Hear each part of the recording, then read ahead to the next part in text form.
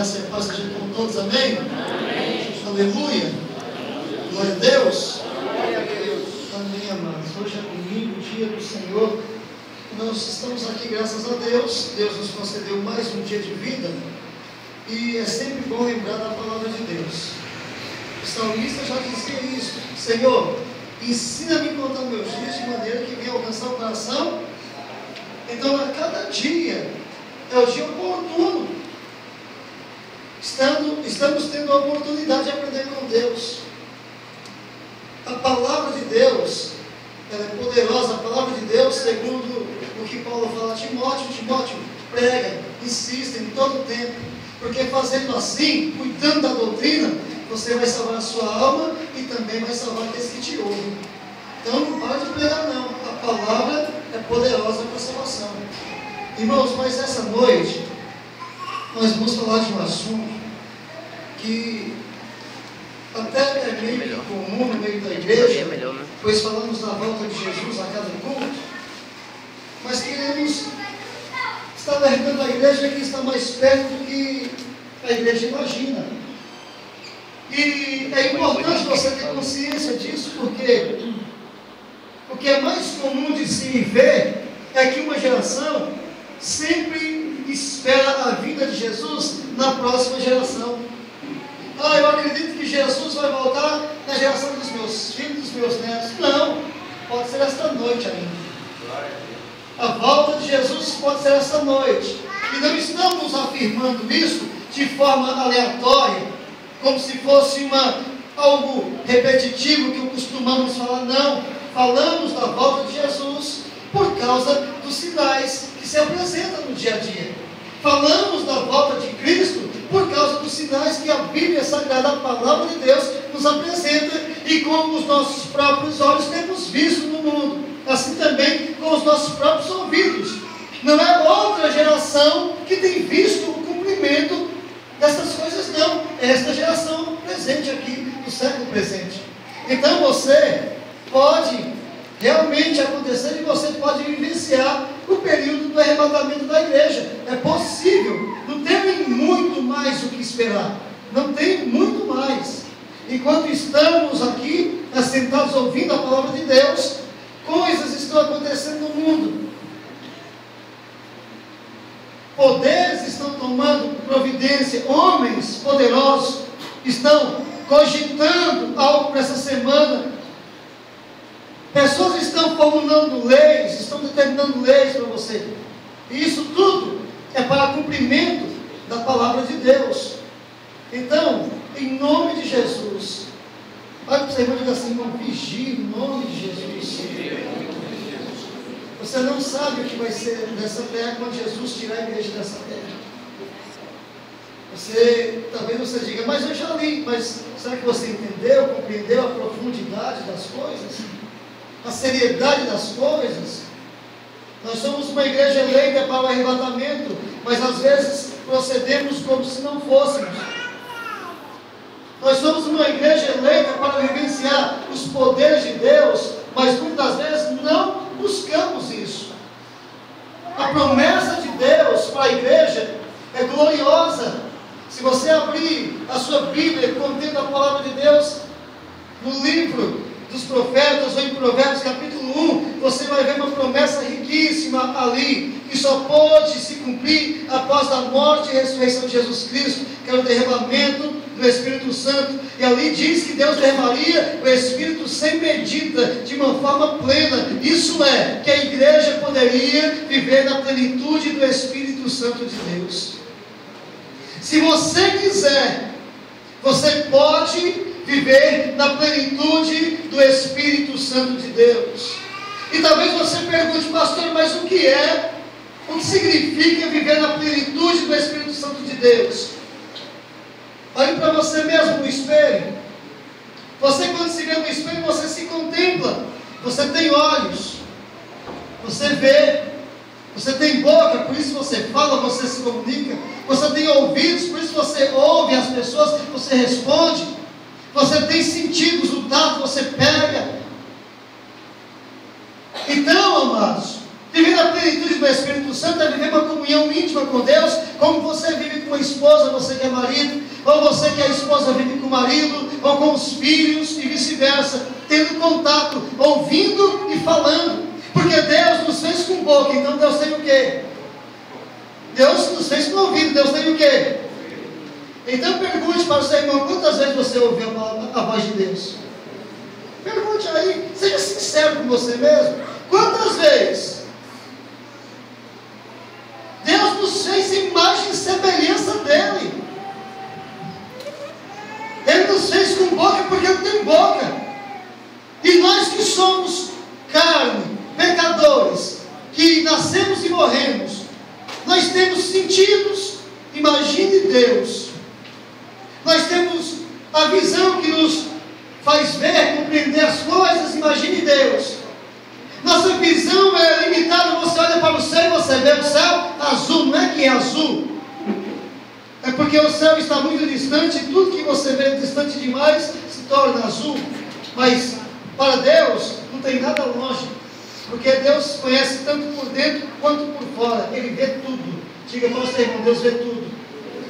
Então, quando a palavra de Deus diz que Deus derramaria do seu Espírito de forma plena, seria que Deus estaria nos concedendo, através do Espírito Santo, a capacidade de viver uma vida comum com Ele, ouvindo Ele, vendo Ele, interagindo com Ele. Agora pergunta para o seu irmão, Deus tem mão, não tem?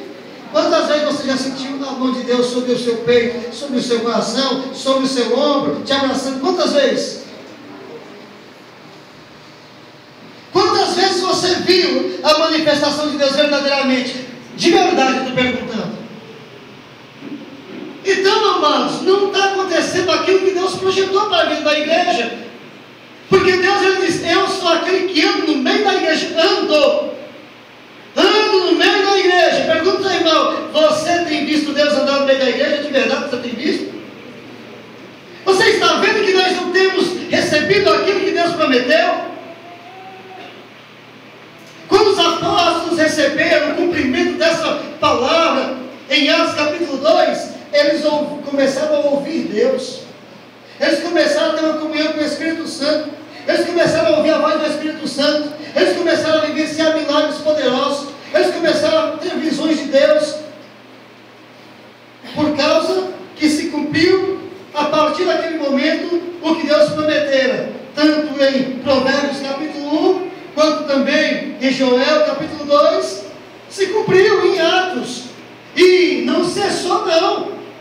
Depois dos discípulos, veio a família de Cornélio, veio os samaritanos, e veio outras nações também recebendo o avivamento. Diga para o seu irmão, só que tem uma coisa, só recebe quem é sincero de todo o coração. Está escrito, buscar-me-eis e me achareis, quando me buscar de todo o... Pergunte para o seu irmão, o que está em primeiro lugar no seu coração? Pergunte. Pergunte para o seu irmão, mas sério mesmo, olha, pergunte para ele, você está buscando de todo o coração ou tem alguma coisinha em primeiro lugar? Porque a palavra de Deus nos ensina isso, buscai a Deus, o seu reino em primeiro, e as demais coisas não serão acrescentadas. Pronto, irmão. Nós não estamos aqui para pregar uma palavra fictícia, não, ilusória, não, ao que você fique sonhando e nunca alcance, não. Estamos falando daquilo que já te pertence como igreja. Deus tem para a tua vida, para a tua família, para teu marido, para tua esposa, para teus filhos, para aqueles que eu te vi, algo concreto, real, poderoso. Eu acho que ele nem entendeu. Alguém tem o glória para contar para Deus aí? Glória a Deus! Deus tem o melhor para você. Se eu digo para você, Deus tem o melhor para você, o que você sente no coração?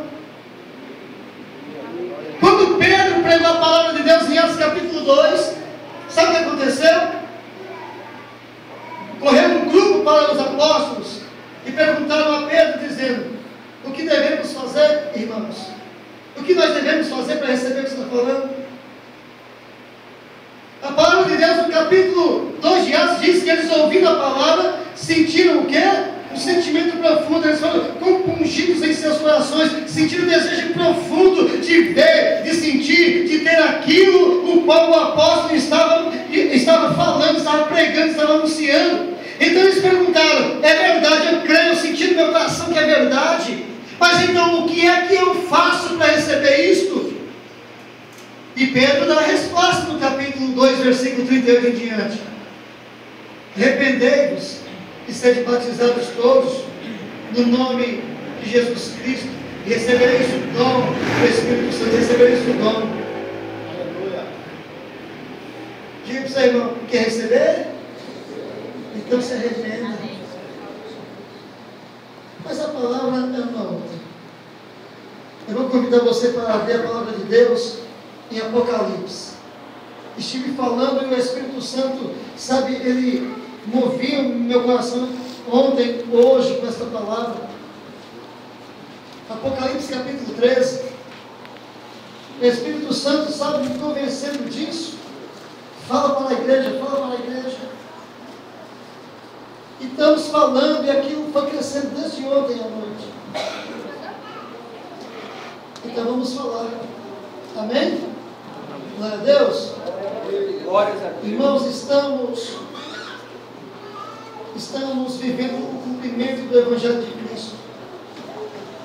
E o cumprimento do Evangelho de Cristo traz a vida, mas também traz a morte. Traz a bênção, irmãos, mas também traz a maldição. Cheio de vida para os que se salvam, cheio de morte para os que se perdem. A mesma palavra estava falando com o irmão hoje. Sabe, nós estamos vivendo, até fiz uma anotação aqui, em Mateus capítulo 25, versículo 1 ao 13, você fique aberto em Apocalipse, amém? 13. Ali retrata, todo mundo conhece, por isso que eu estou só citando a parábola das 10 virgens. Jesus falou que as 10 virgens dormiram. Significa que está acontecendo. Nós ouvimos a palavra na igreja, e a palavra foi depois daquela pregação em Mateus capítulo 25, que as 5 prudentes acordaram com a palavra e saíram dali para se preparar, para encontrar com o noivo. Ouvindo a palavra, caiu no coração, a palavra entrou no coração, na alma, no espírito, e ficaram todos atentos e saíram dali para encontrar com Jesus, se prepararam para encontrar com Jesus, tomaram uma decisão na vida para encontrar com Jesus. Por quê? Porque acreditaram quando foi anunciado a voz da meia-noite e clamou: sai ao encontro do noivo, porque o noivo vem vindo. Eles creram. Mas no mesmo instante também outras 5 despertou. O que está acontecendo? O que foi? Não entendi nada. Essas 5, o texto em Mateus capítulo 25 chama de virgens o quê? Nécias ou loucas. Não tem sentido. Saiu dali e continua a mesma vida, com as mesmas práticas, com os mesmos desejos, com os mesmos propósitos. E aí o noivo chegou, estavam despreparadas. Então Jesus, ele profetiza dizendo dos últimos dias que a igreja estaria dormindo, cada um se preocupando com a sua própria vida e não se preocupando com a vinda de Jesus Cristo. Misericórdia. Uma outra passagem se encontra em Lucas capítulo 18, versículo 8, quando Jesus, ele diz uma coisa, ele indaga a igreja, o povo: porventura, será que quando o Filho do Homem voltar à terra, achará fé na terra, achará fé nos corações, achará um povo preparado, achará um povo ali voltado para as coisas de Deus, achará alguém preparado para o arrebatamento? Quando o Filho do Homem voltar, será o que é que ele vai encontrar nos corações?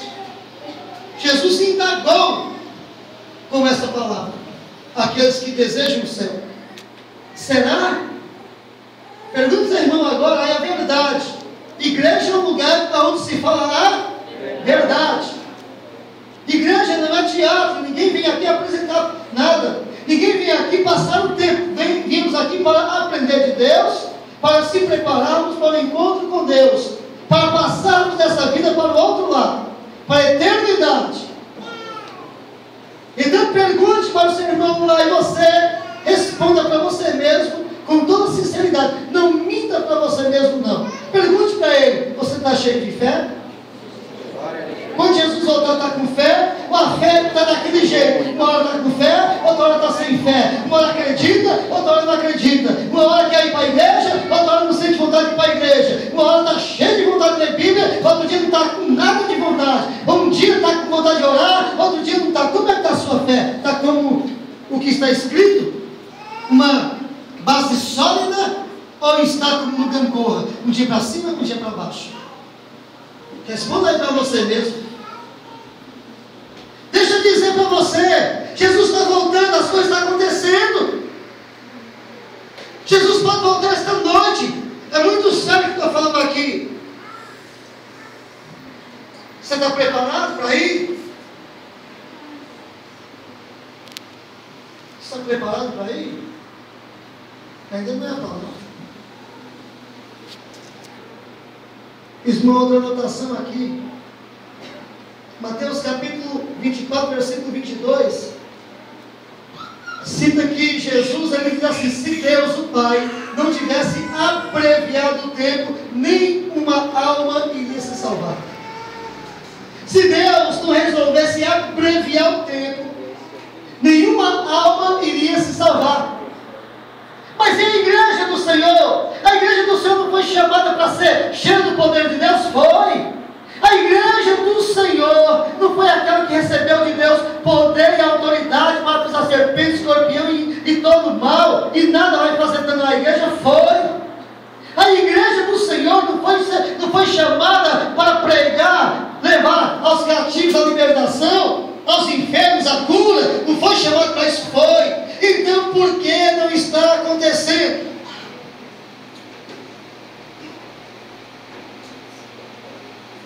Diga para o irmão: Deus não falha, e Ele é fiel. Então a pergunta é: por que não está acontecendo? Porque nós não estamos ali no prumo a qual Deus desejou. Está faltando alguma coisa? Não é em Deus, não. Deus é plenitude. Está faltando alguma coisa na nossa entrega. Precisamos acordar. Diga para o seu irmão: precisamos acordar. Precisamos santificar. Precisamos buscar a Deus. Precisamos ser fiel. Precisamos estar realmente interessados em fazer a vontade de Deus. Deus amado, a igreja foi chamada para ser cheia do Espírito Santo.